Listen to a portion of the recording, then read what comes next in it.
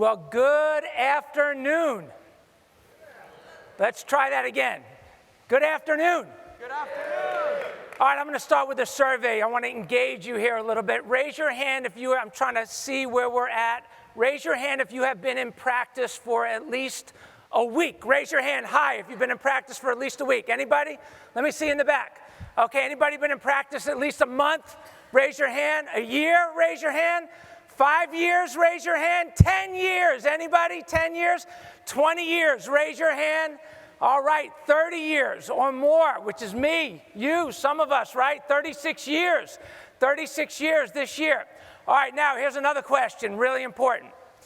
How many of you, raise your hand, if you get adjusted by a chiropractor, just curious, at least get checked by a chiropractor at least once a year? Raise your hand if you're checked at least once a year. All right, that's 90% of you. All right, that's good. Anybody get a check maybe once every 6 months? Raise your hand. All right, we're going to cross over into the overutilization phase now.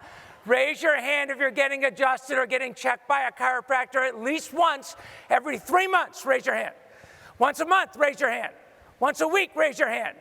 All right, and of course, like Dr. Fab, many of us getting checked on a regular basis. And you know, it's interesting, when I got into practice, this is again 36 years ago, lots of babies, kids, families, generational care. Generational care. The youngest person that we took care of in our practice was literally brand new babies, and the oldest person turned out to, I'm going to tell this story in just a second, over 100 years old. And I'll tell you what we learned, is that the people that were under chiropractic care on a regular basis, utilizing chiropractic care as a part of a lifestyle, they avoided so many of the sicknesses, so many of the diseases, so many of the bad habits, the challenges that other people that did not utilize chiropractic care, our principles, our philosophies, they ended up on a totally different path. And I learned something, because I was a baby when I graduated. I literally graduated, I was 23. 23. I was like the Doogie Howser of chiropractic. And I was naive, and I didn't realize this, but do you know, you probably knew this, I didn't realize this, that autistic children grow up to be autistic adults. That neurologically challenged children grow up to be neurologically damaged adults and seniors. Children that we saw that were affected by brain tumors, that were affected by vaccine injuries, antibiotic reactions. They suffered the consequences, so many of them for decades. How many of you see the same thing? Raise your hand. And I realized how important two things were. How important lifetime chiropractic care was, and how important it was for families and for generations.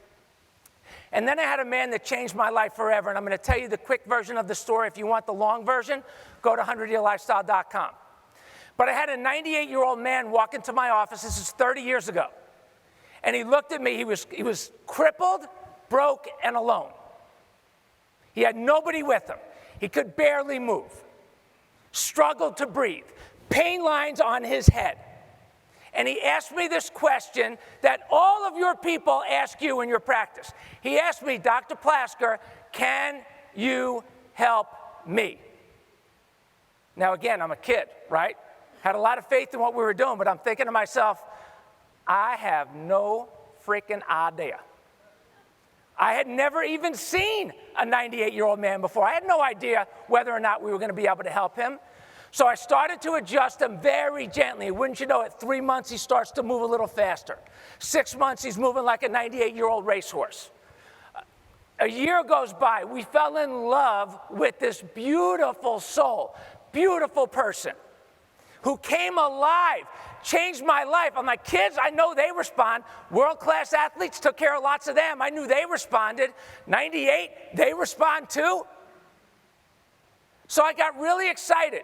We loved this guy. We would feed him. We'd give him rides. We took care of him. And after every visit, he would shake my hand with his crippled up arthritic hand. And he would say to me, he'd look up at me and he'd say, thank you, Dr. Plasker, thank you. Well, a year goes by. Max was his name. Max never misses an appointment. And one day, Max misses an appointment. We try to reach him by phone, no answer. I sent my CAs to his home. Nobody answered. 2 weeks go by. 99 years old now. What do you think we're thinking? Come on, what do you think we're thinking? That he passed, right? So we say a little prayer for Max. We say goodbye to Max, go about our business. Well, another year goes by. Max is now over 100 years old. And guess who comes walking through the front door one day without an appointment? Go ahead, I promise you'll get it right. Guess, go ahead. Max, right? So Max comes in. So I'm in the back adjusting. My assistant screams out like she's seeing a ghost. Oh my God, Max! I'm in the back and I'm like, Max? I only know one Max. I want to see this guy. So I go into super high speed adjusting, right? I'm just like clearing out the rooms. I finish my shift, I walk around and I see Max. And I looked at him, I gave him a big hug. And I said to him, Max, where have you been? We missed you so much. And he looked literally like a man he was exhausted. His eyes were hollow.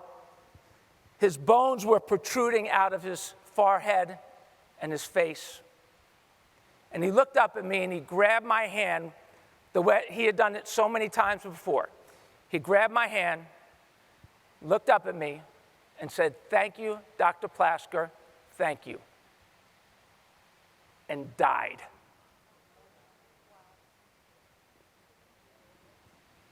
Right there in the reception room. Well,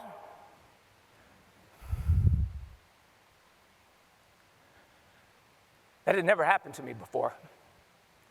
Rigor mortis had already set in. Literally, his spirit was gone. The ambulance comes, takes him away, never to be heard from again, except for the fact that I couldn't get it out of my head that if Max had known that he was going to live to be 100 when he was 20, 30, 40, 50, 60, 70, or even 80 years old, how would he have lived his life differently so that he didn't get there crippled, broken, alone? So I went crazy asking people about it, and I went all over. I wrote a book about it, The 100-Year Lifestyle. It went international best-selling. In fact, when I talked about it for the first time, and I went all over the world to speak about it, and the target marketers, right, the target marketers, let's say, well, this is the book for women between the ages of 45 and 55. Well, my good friend Dr. Mancini invites me to the Four Seasons Hotel. You remember this? In Dallas, we talked to the business community, and after my talk about the 100-year lifestyle, there's this girl in the corner over here, 13 years old. She's looking over, and I could feel her eyes on me. And so after I hugged all these people, signed some books, she comes over to me, and she's crying. She's looking up at me. And she says, Dr. Plasker, what you said really touched me. My grandma is 85. She doesn't even know me. I'm not going to live that way. I'm not going to do it. And I realized we have to get to everybody because sick kids become sick adults who become burden on society, and the stress that is causing in our world, the mental stress, the mistakes, the risks that people take to live longer, better lives is absurd in this ridiculous farce of a healthcare system that we have here today, which is not a healthcare system at all. It is a system that is in desperate need of new healthcare leadership. And then there was Nico, and I don't have a lot of time here. I'm going to fly through a lot of these slides. Nico's a 10-year-old kid, heard me speak about this in Bellevue, Washington. I didn't even know he was in the room. He comes up to me afterwards. I'm talking to a 98-year-old World War II veteran who's in love with chiropractic. And little Nico says to me, Dr. Plasker, you changed my life. I said, you're 10. I changed your life. Why? He says, because my grandparents had cancer. 10-year-old kid says to me, my grandparents had cancer. They died young of cancer, and I have been worried for years.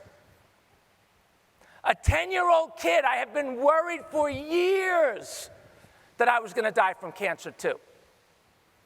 I said, wow, we got to get to the kids. And then I start thinking about all of our patients, and I think about the people that have been under chiropractic care, lifestyle care, not just crisis care. You know, for a lot of you, you spend millions of dollars on things to get new patients in the door, when the number one thing that would build almost all of your practices is not having all of them leave, not having them love you and leave you. Your inactive files, all of you, are worth a fortune if you just educated people with a long-term vision in mind. Seriously, so important. We're a revolving door. They love us and leave us. You look at this woman on the left. These are two 70-year-old people. These are two 70-year-old people. The one on the left has done everything right. She eats healthy, she gets massages all the time, she eats organic, she gets every kind of holistic treatment, and she's also been on and off to a chiropractor, and she's never been adjusted. Rarely been adjusted. That makes me lose my hair. Seriously. The person on the right, same age. 70 years old, same age. Been under chiropractic care, lifestyle care, not crisis care. Oh, I feel like it. Oh, I got a crick. Not that, not that. Lifestyle care, keeping the spine and nervous system healthy over the course of a lifetime. Living his ideal 100-year lifestyle, as we call it. And now look at him, great cervical curve. No degeneration, no decay. I love that. These are three people in their mid-50s. Three people in their mid-50s. The one on the right's been under lifestyle chiropractic care for 35 years, getting checked on a regular basis, regardless of how this person feels. Good cervical curve, multiple concussions, multiple car accidents, but getting checked on a regular basis. And guess what? No degeneration. The person in the middle, crisis care only. Oh, I got a crick. Oh, I got a crick. My insurance will cover it for like a visit or two. And they get checked, they feel better. They feel better and then go back out into their life to deteriorate more comfortably. And the one on the left, all the way to the right, the left, the person to the left, never had chiropractic care, same age, same age.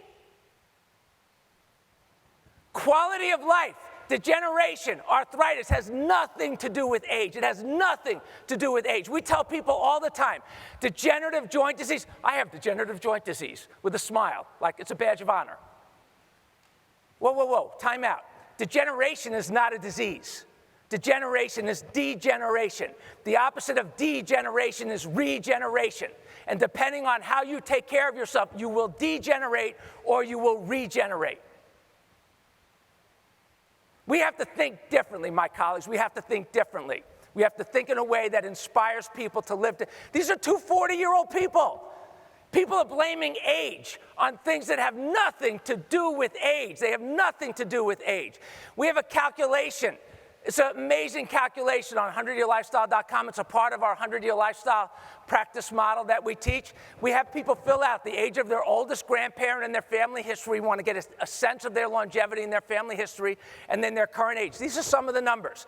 People, I have a 103-year-old great-great-grandparent. I'm 63. Holy crap, I could have 40 more years. I'm 63 with 40 more potential years. Do you know what that does to the psyche of an individual?